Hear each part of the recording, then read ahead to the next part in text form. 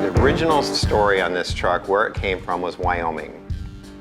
And the truck was purchased by a fire department someplace in Wyoming, and it was some sort of a fire truck. I don't know if it was a water truck or the fire chief's truck or what.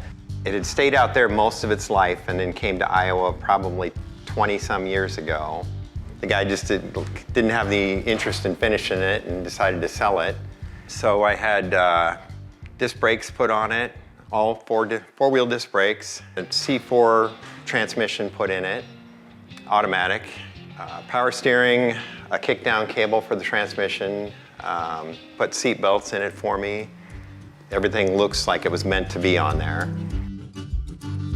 I want to put some Texaco decaling on it to make it look like a Texaco service truck. I've always been fascinated with the old gas station signs and pumps, and so this truck really was bought to fit the theme of my garage. We used to have a DX station here in town, and there was a guy that ran it. His name was Hank, and he would come out, and it was a full service station.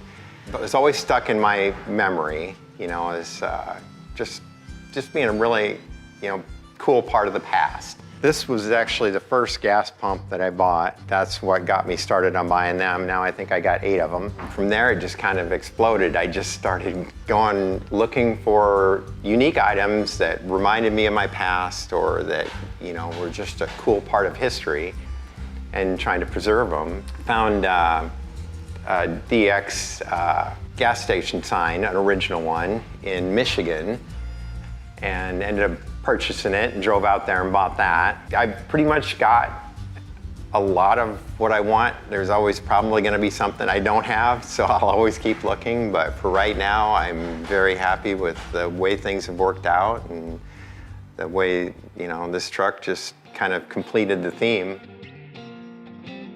You know, in the future, I'd like to get them to do some more, like the airbrushing of the Texaco logos and stuff on the side of the truck, and maybe I'd put like a 24-hour service along the back. The coolest part, I think, is just the fact that it's just, it's unique. They just had a really unique design back then, and everything was so well built. Like I said, the metal, you know, is just so much thicker and heavier, and you know, it's easy to work on. And everything's accessible for these trucks now. I mean, there's people making aftermarket anything you want. You can go any direction you want with one of these. I can't wait to get to the next stage with it. One of the things I would like to have Karl's do is put vintage air in it. They said that with the vintage air, you know, you'll have heat, defrost, air conditioning, the works, and it all just bolts right in to where the existing heater box was. It won't prevent me from driving it on the hot days or the cold days.